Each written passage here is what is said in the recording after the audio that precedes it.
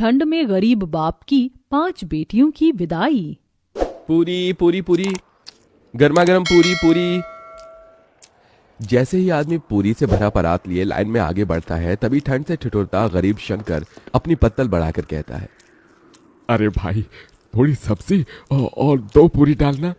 जैसे वो आदमी पूरी देने लगता है, तभी पगड़ी पहने अमीर लालचंद वहां आकर उसे रोकते हुए कहता है, अरे ओ बिरजू, कोई जरूरत नहीं है इसको और पूरी देने की। क्यों रे शंकर, शर्म लाज सब धोकर पी गया है क्या? हाँ, तू घर में 5-5 जवान बेटियों को बिठाए रखा है और यहाँ दूसरे की बेटी की बारात में फ्री फंड का भोज खा रहा है। अरे तेरी सबसे बड़ी बेटी सुधा की जोड़ी की लड़कियां ब्याह करके कब की ससुराल चली गईं और बच्चों की मां बन गई।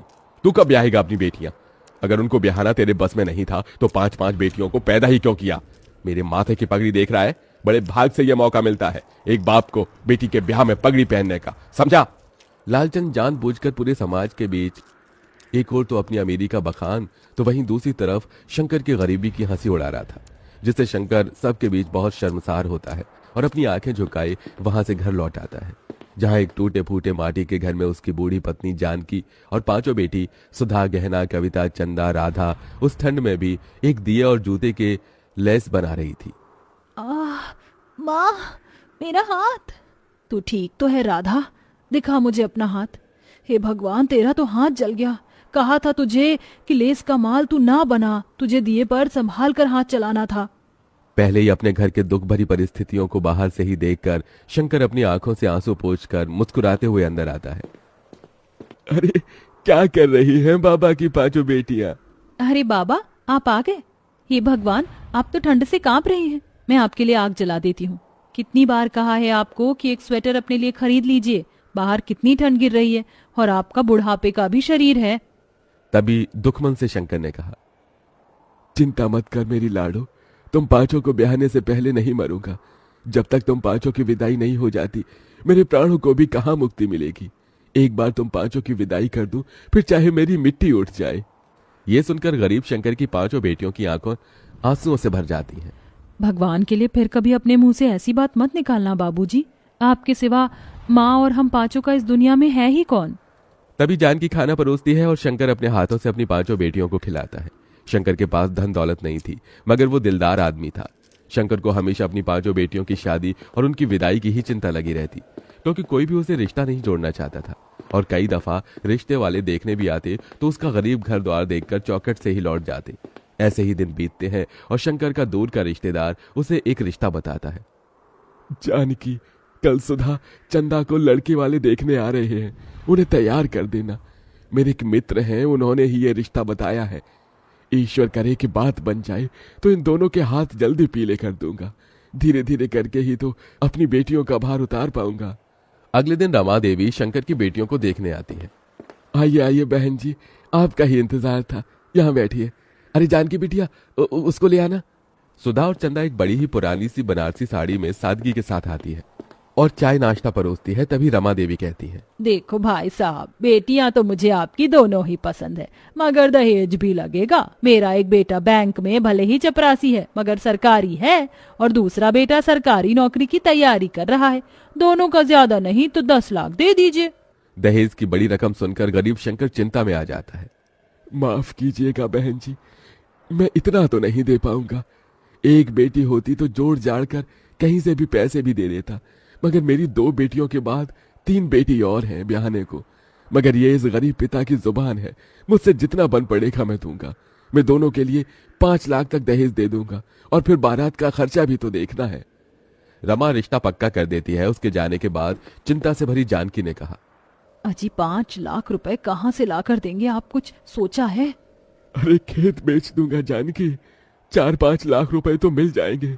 कम से कम मेरी 2 बेटियों की विदाई तो हो जाएगी। लेकिन बाबा, खेत बेच दोगे तो खेती कहाँ करोगे? मजदूरी कर लूंगा। वैसे भी गरीब लोग लेबर माटी में लगे हुए हैं। बस तुम 5 अपने घर द्वार चली जाओ।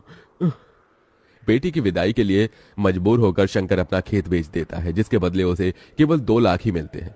पैसे कम पड़ने पर वो अपना घर भी गिरवी रखकर दहेज और बारात का सारा इंतजाम करता है। रमा बारात लेके आती तो है।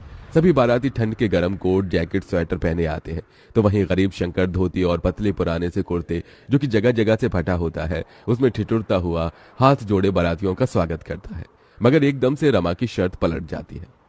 अरे रमा जी, आपने मुझे वचन दिया था, आप ऐसे कैसे बात से मुकर रही हैं?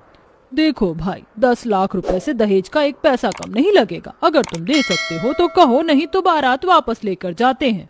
शंकर डबडबाई आंखों से मंडप में दुल्हन बनी बैठी अपनी बेटी को देखकर अपनी पगड़ी उतारकर रमा के पैरों में रख देता है। मैंने अपनी इज्जत आपके पैरों में रख दी है, दया कीजिए। अगर ये शादी नहीं हुई तो लोग मुझे और मेरी बेटियों को जीने नहीं देंगे। रमा पगड़ी को पैर मारकर चली जाती है, तो वहीं समाज भी शंकर पर थू थू करने लगता है।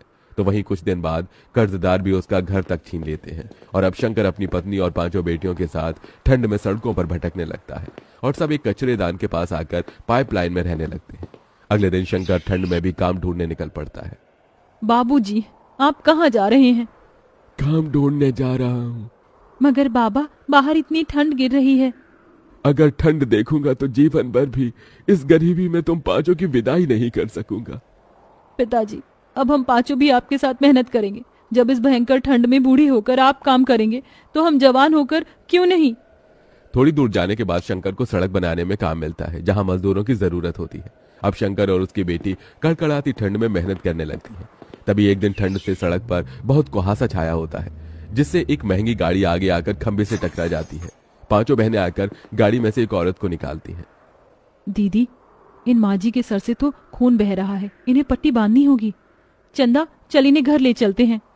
शंकर का परिवार अंजना की बहुत देखभाल करता है। वहीं बातों बातों में शंकर अपना दुख उससे बांटता है और फिर, भाई साहब, भगवान ने आपकी 5 बेटियों को मेरे बेटों के लिए ही बनाया है। मैं इन्हें अपने घर की बहू बनाना चाहती हूँ। यह सुनकर शंकर की आंखों से खुशी के आंसू छलक पड़े। बहन जी, मैंने कभी सपने में भी नहीं सोचा था कि मेरी 5 बेटियों का रिश्ता इतने बड़े घर द्वार में लगेगा। बहुत ही ऊंचा भाग्य है तुम्हारा मेरी बच्चियों, जो अंजना जी ने तुम 5 को पसंद किया है। मगर मुझ गरीब के पास देने को दहेज नहीं बहन जी।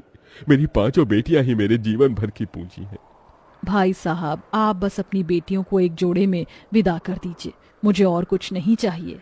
थोड़े ही दिन बाद शंकर अपनी बेटियों की विदाई की तैयारी में लग जाता है। वो कड़ाके की ठंड में कांपता ठिठुरता कचरेदान को साफ करके वहां मड़वा बनाता है और खाने पीने शुद्ध बोध बिसार कर खुद को मेहनत में झोंक देता है और 2 पैसे ज्यादा कमाने के लिए गीली रेत बालू उठाकर मिले पैसे से 5 की शादी का जोड़ा खरीद कर लाता है। शादी का दिन आ जाता है। बड़े धूमधाम से अंजना बारात लेकर आती है। आंखों में आंसू भरकर शंकर कहता है, देखो जानकी, हमारी 5 बेटियों की बारात आई है, आज उनकी विदाई है। आपने अपने पिता होने का फर्ज पूरा किया जी। इसके बाद जानकी और शंकर उन 5 का कन्यादान कर देते हैं और विदाई का पल आ जाता है। तभी, ये लो मेरी बच्चियों, ये चावल पीछे को फेंक कर आगे बढ़ो। एक एक पैर बढ़ाती हुई 5 चावल पीछे जानकी की झोली में गिराती हैं और फिर अपने पिता के गले लगकर फूट फूट कर रोती हैं। बाबूजी, आपने हम 5 की विदाई के लिए बड़ा तप किया है। देखिए, आज हम विदा हो रही हैं। अपना ख्याल रखिएगा। तुम भी अपना ध्यान रखना मेरी बच्चियों, सदा खुश रहना।